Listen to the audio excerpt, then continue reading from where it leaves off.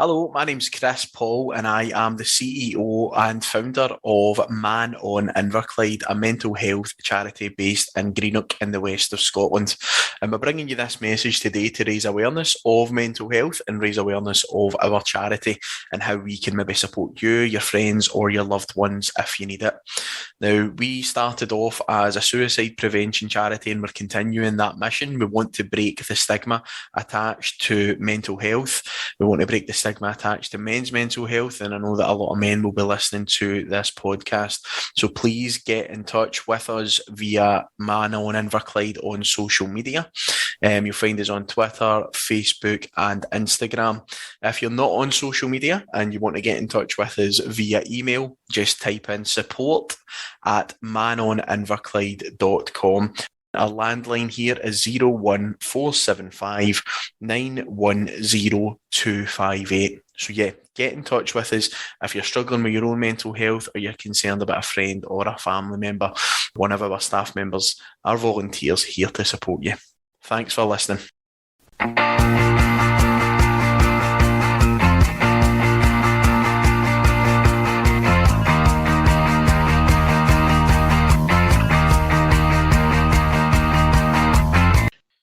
Hello and welcome to the Gallant Few Rangers podcast. My name's Colin McDuff and I'm delighted to be back hosting another episode of the 10 Questions Show. The show where we ask our guests to come on and answer their set 10 questions on their time following Rangers. This week I'm absolutely delighted to introduce this week's guest, the staunch superstar of the WWE and ICW network, Jason Reed. Jason, how are you? Colin, it's a pleasure to come on, mate. I love listening to the podcast. That was some intro as well. Our ring announcer might be quaking in his boots after that, mate. That was a good job. But no, listen, buzzing to be on. Looking forward to having a good chat with you. I tell you what, mate, doing that announcement's a lot easier when you've got a nickname like the Staunch Superstar. It works, doesn't it? It works. And I stole that from someone else as well. Someone else gave that to me, and I was like, listen, that's quite good. So I hope you don't mind that it's going to be used moving forward. So that's the first exclusive of the podcast. Yeah. Steele's nickname. Yeah. So, no, thanks for joining us, mate. Suppose before we kick off, just tell me and the listeners a wee bit about yourself and what you've got going on. Yeah. So obviously. We're very busy in terms of what we've got on. So we produce weekly shows for the WWE network, obviously, and we're worldwide now, but predominantly, the viewers are in America, also across Peacock TV. So we produce with ICW a weekly television show that goes out, pretty much across the world. Certainly a different taste, if you like, from probably your last guest, but. Yeah, listen, it's good. We're all obviously passionate about it, and looking forward to speaking about some Rangers today. What I do like when I was looking up the ICW network is some of the tournament titles and the match titles. So I really like the Square Go match. Yeah. It does what it says in the tin. Oh, pretty much, yeah. I mean, you know what you're getting. I think that's the beauty of it. Obviously, ICW is produced in Glasgow. It's a Glasgow homegrown company concept, if you like, but over the last sort of few years, we've seen good success. We've been able to sign deals, with WWE. Most of the viewers will probably know them perhaps as WWF back in the day. So we're able to produce that content that comes out of Glasgow and pretty much goes worldwide, which is unique, especially when we have shows called the Square Go, which is it's a good wee laugh when you break it down. No, that's excellent, mate. And then when I was doing my research on you, I've came across your signature move. Is it titled the club deck? It is indeed, yeah, it is indeed. I think for too long, obviously I've been in wrestling for about 4 or 5 years, and when I first kind of broke in, there was this big thing about hiding your allegiances. But over the last sort of 2 years, I've just decided to completely turn that on its head and show the world what I really am. So everything's really just fallen under that. So we've got the Staunch Superstar.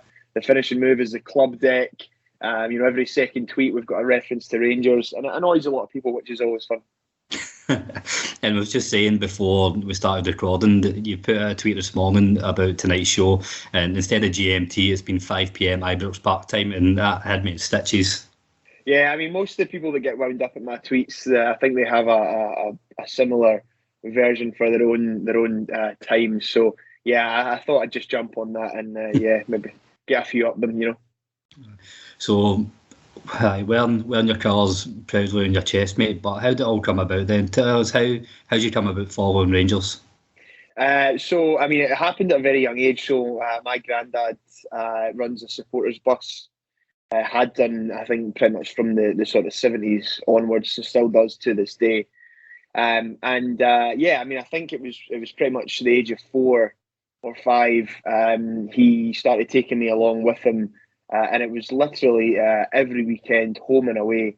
And I suppose that's the privilege of having a granddad that runs a supporters bus. You get, exclusive access to the tickets. And they were a lot easier to get back then compared to now. So, yeah, I mean, pretty much from the ages of 4 or 5, probably up till about 18 years old, I followed Rangers everywhere. Home, away, every weekend, Wednesday nights, you name it, European games. And I think when you're introduced to it at such a young age, especially like 5, 6, it's just, it doesn't leave you after that. You go into the pub on a Saturday morning before the bus picks you up, you get thrown in the corner, you play a bit of dominoes, you get a can of juice, and that's just it. It's just ingrained in you. It's part of your life, and it'll never ever leave you. It's just, I think it's like everyone can relate to it, looking back, and especially when you go with a family member or whatnot. It's just a special time, and obviously it's something that doesn't leave you. I think most days that follow Rangers, or most that come on and talk about their time following Rangers, it always starts at an early age, and it's weird because we're both adults now, but that you always resonate back to that wee boy going to Ibrox for the first time or going to the games for the first time. It's always it's the memories that shape how you support the club. Oh, it's brilliant, and you wouldn't have it any other way either. I think like at that age, all my sort of friends were out playing in the streets and stuff, and I was going to watch Rangers up and down the country, but I would not have had it any other way. Just that experience of getting to go to all these games at that age was just magnificent. Brilliant. So I'm sure there's a few stories to tell and a few memories to look back over, but these 10 questions, mate, how did you find it narrowing down just to one answer for each question? Easier said than done, mate. Easier said than done. I don't know how everyone else gets on doing these, but I had to look over it. I was like, 10 questions, that'll be fine. And then I had to look into the actual questions. I'm like, geez, these are quite hard, having to narrow it down. But I think we got there in the end. Some of them we might need to wing it a little bit, but I guess that's when you get the best answers, isn't it? Aye, absolutely. And I totally feel your pain. Since we started this back up over the last few weeks, a couple of the boys at Garden View said they'll interview me for these, and I've been trying to put it off for as long as possible. I've got a short list of about 40 right now. Yeah. And narrowing down, it's absolutely killing me because I don't want to give it. Oh, I know. So without further ado, let's kick off with them then, mate. Start for the top. What's your favourite Rangers goal? I mean, we're off to a flyer here in terms of difficulty, I think. There was so many to choose from. So many. I think like when you sit back and think about like how many goals you've actually watched, it's just mental. But I think for me, there's a good few that stick out.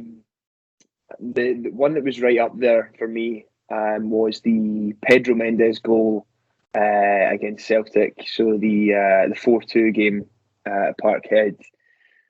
For me, it was just brilliant. I think that whole day was just amazing. Obviously, going sort of 4-1 up was amazing. But that goal, the way it was worked from the corner straight to Mendes, and he's just absolutely hoofed it.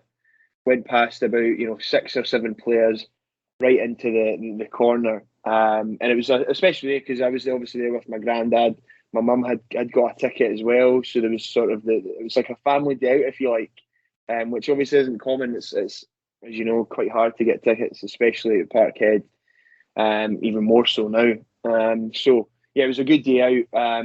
There's a lot of goals that were up there for me, but the Pedro Mendes goal against Celtic definitely takes it. When we talk about your favourite Rangers goal, obviously all these questions are open to interpretation of what it means to you. We talk about it could be an important goal or just how you celebrated it because you were there at the time, or even just it was a cracking goal. This fits the bill for all of them, doesn't it? And I think there's so many. Like, I mean, even if in like the last season, you know, that you could pinpoint a few goals. Even like the goal last season against Motherwell. I think it was Eton's second goal, was it? Or Eton's sort of goal to, I think it was 2-1 at the time. I think it was a big turning point last season anyway, when we were getting beat 1-0. I think it was just off the back of getting beat in the cup. So like a goal like that, you know, would be, I think would fit the category, you know, because it was such an important goal. But yeah, very, very hard to choose your favourite goal of all time. But yeah, we got there. And just on that day at Celtic as well, I remember that came at a time where we were in Manchester the season before, obviously, and we go, was it Kaunas that put us out? And we're a very unforgiving fan base, even after getting to a European final. So I remember at the time, we just signed Mendes. We were what to see, like, what's this team got to be all about this year? And I think that set the tone for the rest of the season, that win that day. Oh yeah, it was unbelievable, and I think we could kind of see the player he was, and I think, you know, he scored a few goals for us that were really, really top drawer goals. I think like Partick Thistle, Inverness, but yeah, the goal against Celtic was just sublime. Well, way to kick off your Rangers career, eh? Oh, absolutely, downhill from there. So, mate, where's the strangest place you've watched the Rangers game? This was another tough one. There's, believe it or not, there was a few here, but I think probably even this season. So I spent a bit of time across in the States in New York around Christmas time, and I can't remember off the top of my head who we were playing, but I was dragged in to do some shopping in New York.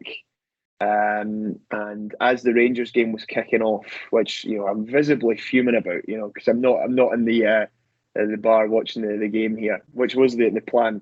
I'm being dragged around the Harry Potter store in New York, and I've got the Rangers game on my phone watching it, you know, and I'm getting shown recommendations for Harry Potter jumpers. How do you like that? Yeah, that's fine. You know, try and watch the game. I'll take the blue one. Yeah, exactly. So that's probably the funniest place, if you like, that I've watched it. You know, all these people cutting about with their wands and their t-shirts and their robes and stuff. I'm just there watching the game. So yeah, that's probably up there for me. Another tough question though. No, but I love that answer, because we've all either been in that position or we've seen somebody in a shop just they don't want to be there, and they're not there by choice. They've been forced to come and they're just kicking about. But usually it's a fizzing face on the guy sitting behind whoever he's with that gives it away. But I think you've taken it to a different level, just like in case MD, for the avoidance of doubt, in case MD doubts that I don't want to be here, I'm just going to sit and watch something else on my phone. Yeah, I know. I mean, I'm being treated to butterbeers by the minute, and I couldn't really be asked because I just want to watch the Rangers game, you know. But yeah, that's definitely. I think another one actually. I think it was around the same time. I was on a flight back from London. It was actually the day we beat Hearts at Tynecastle. The last time we were there, and I think the flight was going to Glasgow, and there must have been about 50% of the people on the flight were queuing to get on the plane, and I think 50% of them have got the phone in the hand watching the game, and the goal goes in, and I think at the same time probably about half of those 50% let out a wee cheer. So that was quite funny around the same time as well. Oh, you can put that in the category things you love to see. You love it. Absolutely. So, mate, kind of on the same token, and you've alluded to it, just we talk about going to the games early on with your granddad and stuff, so I'd imagine you've got a few to choose from. what's your favourite or what's your best away day or away trip with your Rangers? This was another tough question, so I've got to give it to you, mate. These are some good questions. And you know what? When I was thinking about this, I actually thought some of the most bad away games, and this might be a bit out there, but when we went to some of the away games in the third division and the second division, some of those away days were probably the most fun I've had. Like there was one I remember, we went down to Annan, and obviously standard football was terrible, just awful. But like just being there, there was like, you know, a supporters bus that had went down. We all found this kind of bowling club, and it just kind of turned into a day session, and then watched Rangers afterwards. So like those kind of days are up there for me because they're just as fun. But I think the best sort of away day would be winning the league at Rugby Park. I've never really seen anything like that in terms of clinching the league on the last game of the season. And yeah, it was just mental. Obviously, three goals up inside like 6 minutes or something crazy. And obviously going back to it again, but you know, Grandad by your side, watching Rangers win the league, pretty much as good as it gets, I think. Yeah, we were pretty much front row of the sort of the second or the back half of the stand behind the goals that day, and the whole stand was pretty much jumping that day. And yeah, I think for me that will definitely stay with me for the rest of my life, as will a lot of games. But yeah, for me that's up there. I was there that day as well, in the Kelly end. But it's we always have a great following, regardless where we go. Like I dare say, if we played a game in Mars, then there'd, you know, like Elon Musk would sell out of tickets. Absolutely, yeah. Yeah, is there? So we've always got a good representation at any away ground. But I struggle to think of many other away games where it felt like a home game, just with the sheer volume of Rangers supporters in the crowd. Oh yeah, it was just brilliant, and I think like it would be one of those games where you know, there'd be so many people watching and hoping and praying that, you know, Rangers slip up, and then, you know, you're 6 minutes in and it's 3-0. It's just brilliant.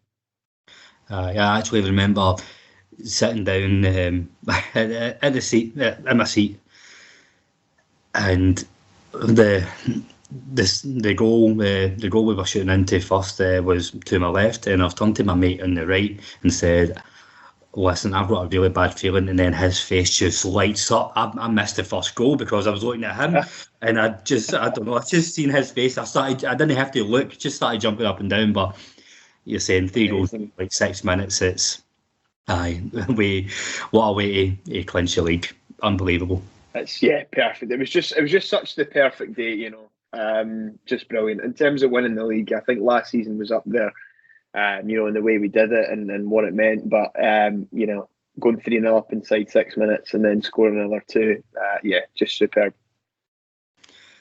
So, Jason, on to the next one. What's the funniest thing you've ever seen at a Rangers game? There could be a few, actually, if you think about the last few seasons. But I think for me, and I could probably tell this story because the guy was actually okay at the end of it. But we were playing away at Dunfermline. It was a midweek game. I can't really remember if it was in the league or the cup. I'm not really sure.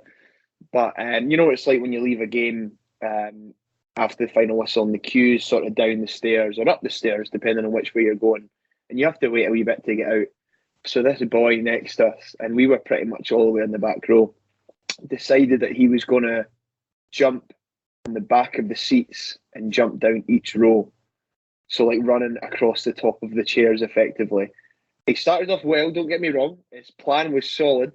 But you know, when you start in row X and you're going all the way down, you're only getting so far.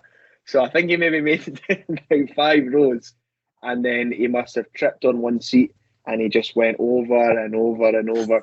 And he must have just done about 25 flips on these, bouncing on the back of these seats. And then he gets to the very bottom, and obviously everyone's thinking, like, oh my God, what's happened to this boy? And he just gets up, dusts himself down, and he gives us a big celebration and runs off through the exit. Amazing. One of the best things I've ever seen. So yeah, that's up there for me. He proves that there is method in the madness in terms of getting away early. So yeah. No, I'm surprised at two things. Like, A, that the boy was okay, and well, I don't know if I'm surprised. Like, it's Rangers fans. I'd imagine he's probably had a few beers, which is maybe lightened the fall. So surprised. I'm glad he was okay. But the biggest thing I'm surprised at, why has that not been turned into some sort of danger sport? Like, I'm not recommending it. I'm not saying we should do it, but I'm really surprised that nobody's tried that before, like a race down. I know, it's mad. It's just like he was doing so well, and then he's obviously he went a wee bit too fast, and he's just flipped and flipped and flipped, and made it to the bottom, and given us all a celebration and ran off. So fair play to him. I've not seen it done again since. So if anyone's listening to this, don't try it, and if you do, don't blame me for any casualties. There's a few questionable comments that happen in this podcast, but that's we'll just put that under like things that you could be sued for. Recommend to do the Copeland Road danger run. So next couple of questions, Jason, are all about players. All right. So the first one. It catches a lot of people off guard, but I think everybody has at least one. Who's the Rangers player that you didn't rate at all, you couldn't buy into, but everybody else seemed to love? So this was a tough one for me, and there was a couple of names that kind of cropped up. However, they're still actively in the squad at the minute, and I do have a rule that I try my very, very best not to slate anyone that's wearing the jersey. So I'm going to avoid that. I'll tell you off air. But I'm going to kind of. I think this does fit into the question, but and this might catch a few people off guard when I say the name. But Vladimir Weiss. Now, hear me out here. Hear me out. I think he was a very, very good player.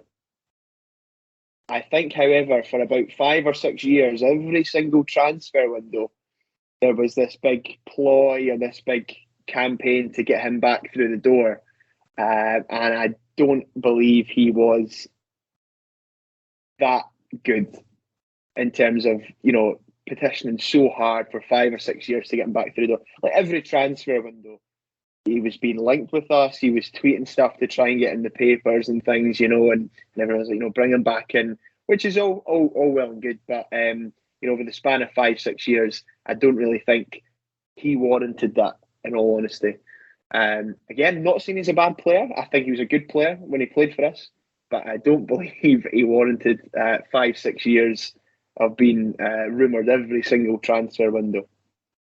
No, talk about my 40 answer shortlist that I have for doing Vladimir Weiss is on there. There's somebody I was thinking about for this one as well, and it's for the exact same reasoning.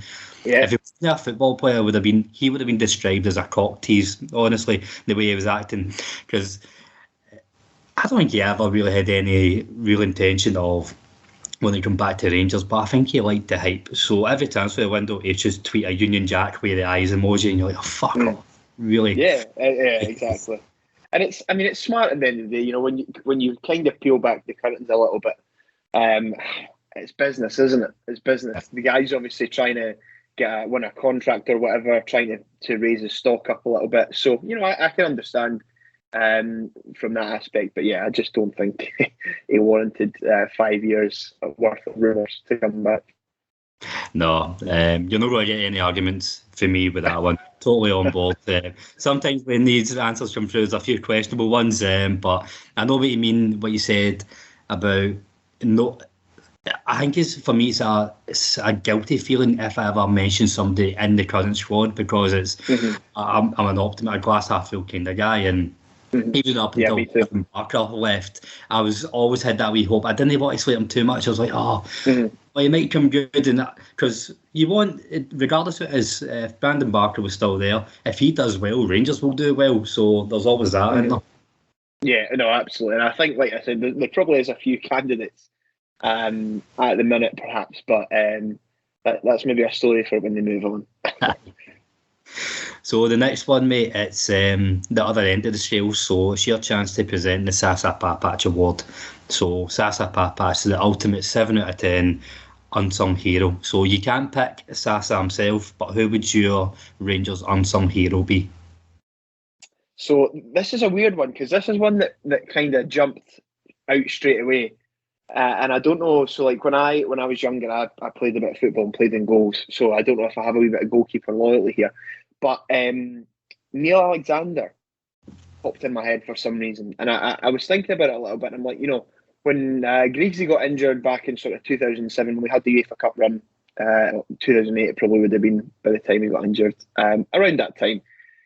And Neil Alexander came in, and I thought he was really, really good for us. I think he played excellent. I think Rangers have been lucky in terms of our goalkeepers. I think we've always had a really good goalkeeper. Maybe not so much applicable in some of the years from 2013ish onwards.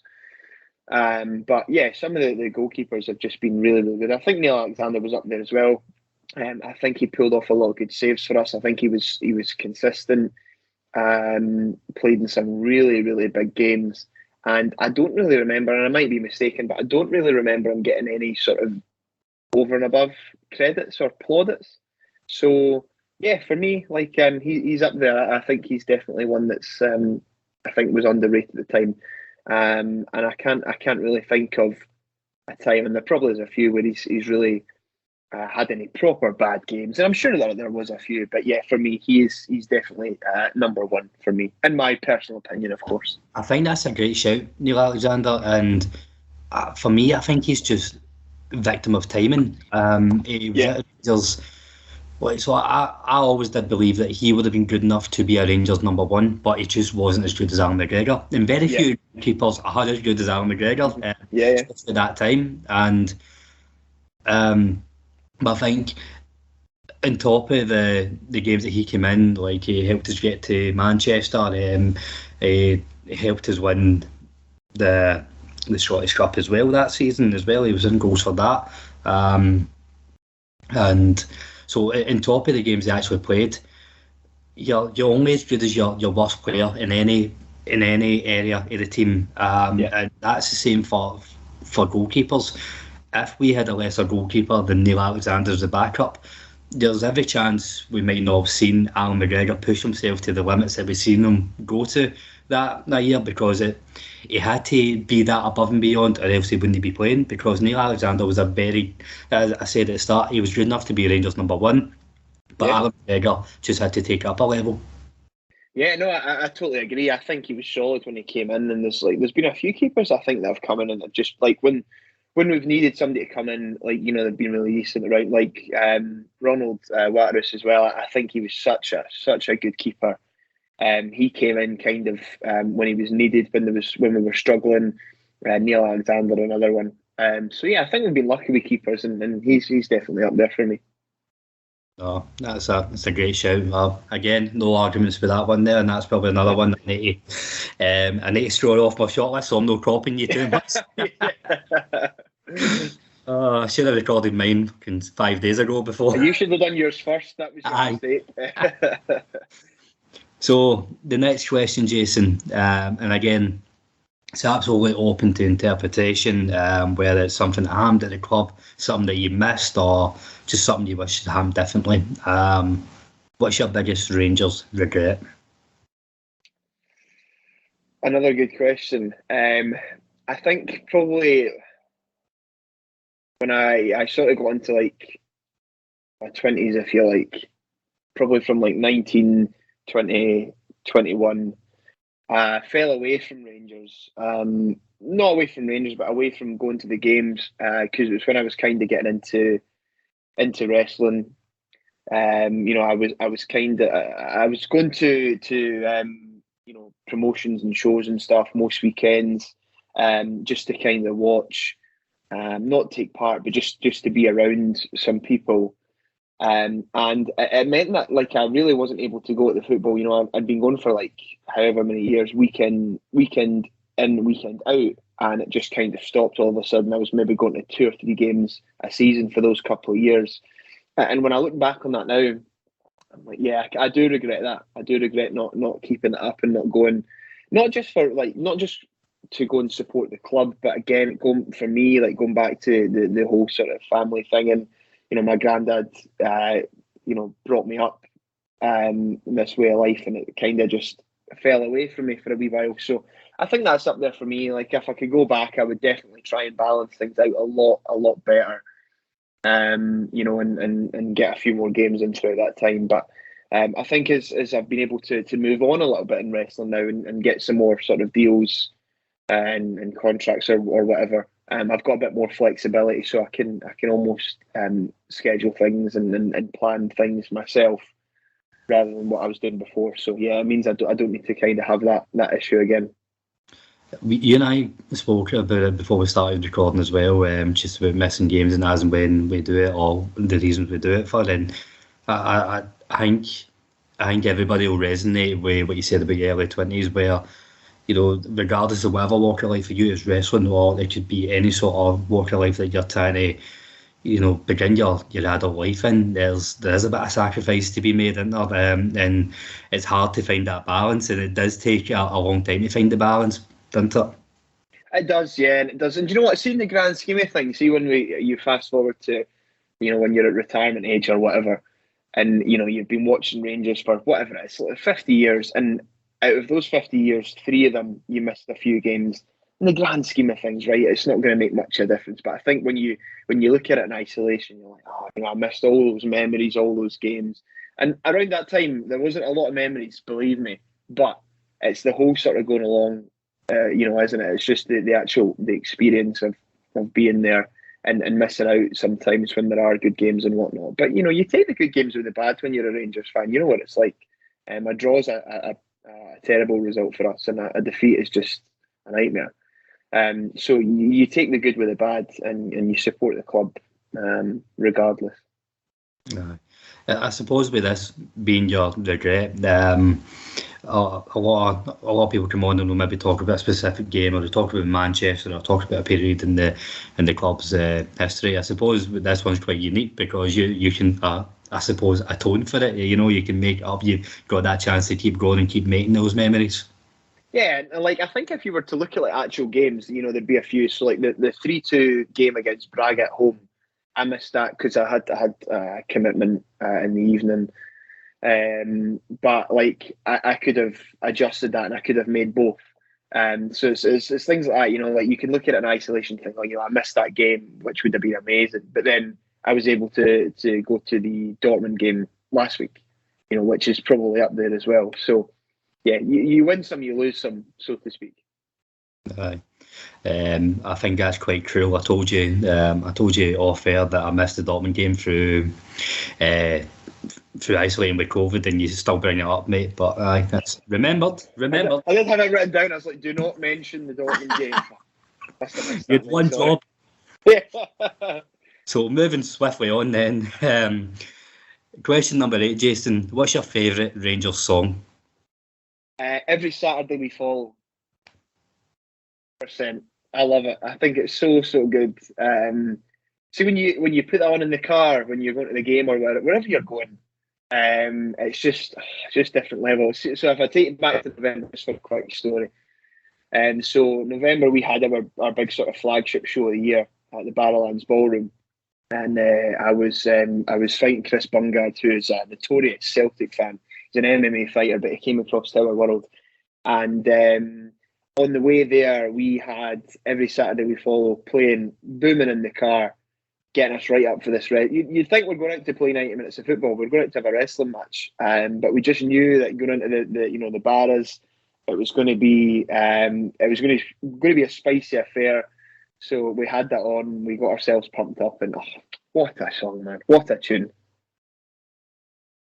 No, but see, Every Saturday We Follow, I think it's a weird one because there's 2 completely different versions that I'm thinking of. So you've got the chant for the terraces, which is like, you know, they do the slow clap to lead into it, and then it starts bouncing.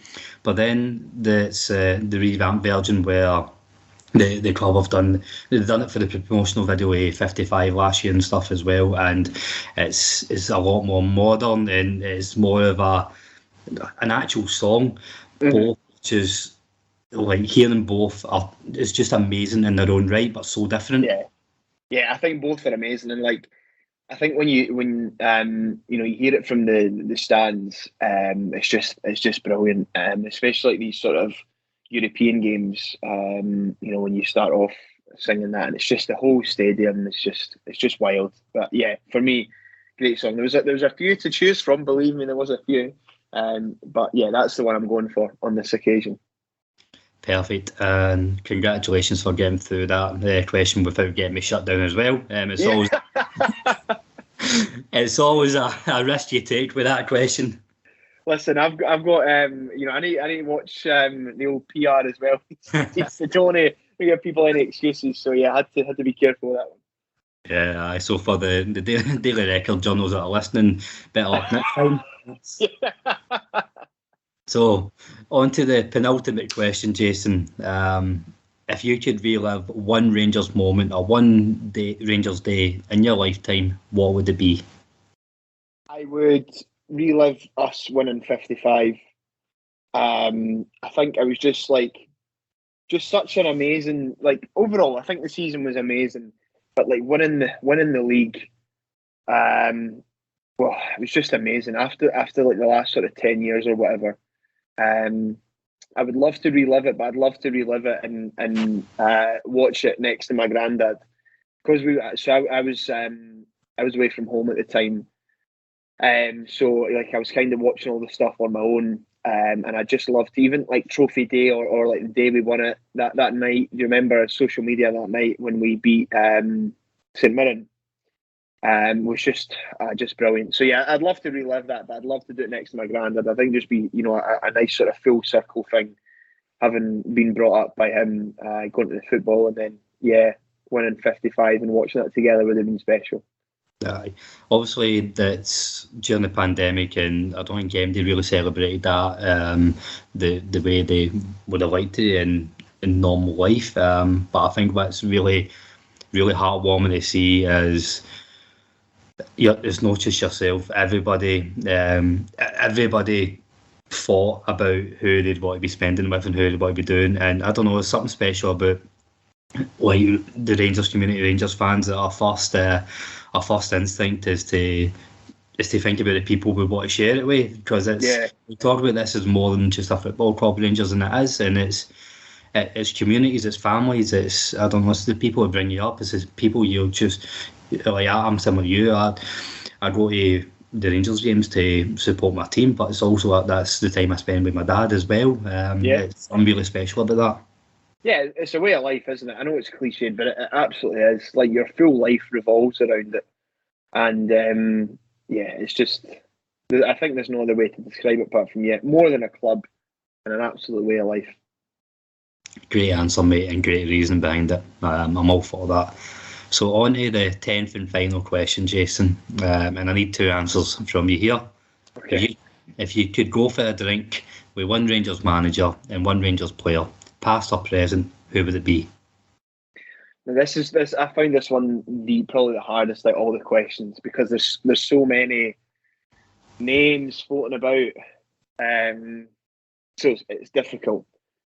But so I'm going to go with the player right now. The player could have been a whole load of people just for the experience and being able to pick their brains and listen to them. But I've decided to do the player. I think it'd be a little funnier.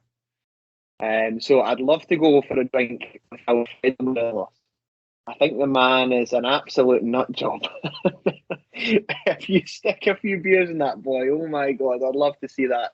So that would be him. That was difficult because there's a lot of legends that I'd love to sort of share a drink with and ask a few questions. But I think just for the laugh, the Buffalo would be stupendous. So there is that. And then I think the manager for me has to be Walter Smith. To share a drink with the gaffer. would just be unbelievable. I think just so many stories. I wouldn't even speak. I would just sit and listen to the man talk. And yeah, I think it would just be amazing. So I think I'd have a few quiet drinks with Walter Smith, and then once I'm warmed up a little bit and had my chat with him, I'd go and meet the Buffalo, and I think chaos would ensue. I think you've probably got a good shout there. No having them in the same bar at the same time, because it'd be a bizarre night out, that one. Yeah, absolutely. But I think there's so many legends that you could just have a few beers with or whatever, and just chat to. So yeah, there's a lot of mentions in there, and I'm sure you'll get a few good answers along the way. And I'm sure you've got a few as well in terms of who you'd like to go, for a wee night out with. But yeah, I'll take those two as the final answer. No, good shout. And you know what, you could have given me 100 guesses and I wouldn't have guessed Alfredo Morelos, but I get your reasoning why, because he's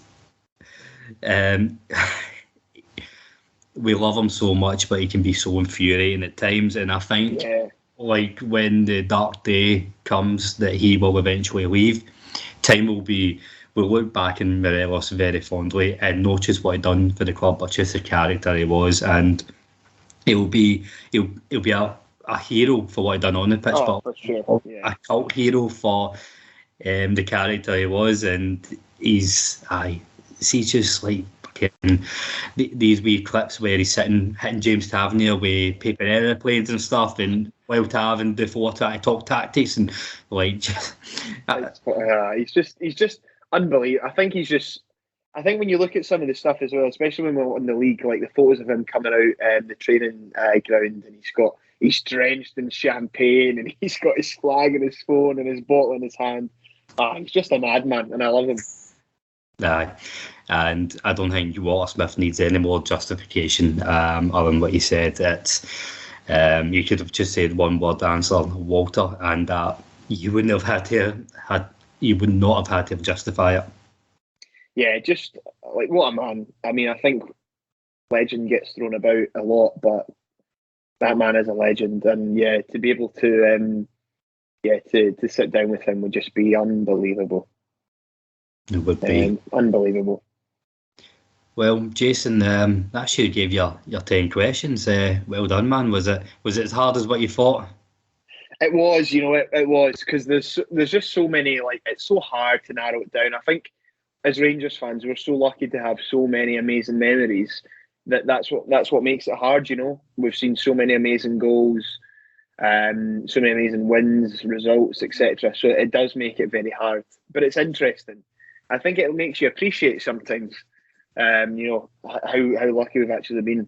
So hopefully some of the players listen to this call and they get themselves fucking right up for this, and they go and win this league, because that's what we do. We win leagues. So fingers crossed the boys can pull out of the bag and see us out.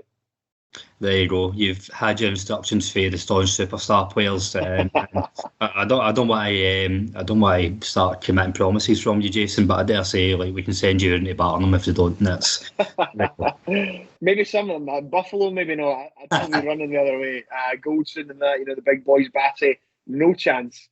But yeah, we'll see what we can do with the rest of them. Aye, Ryan Kent, watch yourself. There we go. Yeah. But Jason, it's been an absolute pleasure having you on, mate. Just before you go, tell the listeners where they can find you doing your stuff. Yeah, and listen, it's been a pleasure to come on. Thanks very much for having me.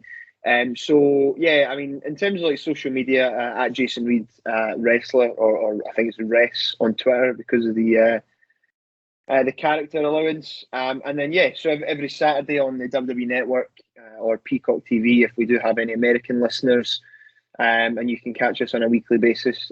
Doing our stuff, representing the Glasgow Rangers worldwide on the WWE Network is something I never thought I'd be saying or doing, but here we are. So check it out if you can. Oh, and it's good to, we always talk about you never really need to go far anywhere in the world to find a Rangers fan or some sort of Rangers connection. So thank you for representing the club in the wrestling stage worldwide, Jason, and all the best for it. Yeah, thanks very much. It's been a pleasure. Thanks very much for having me on, and it was a great chat.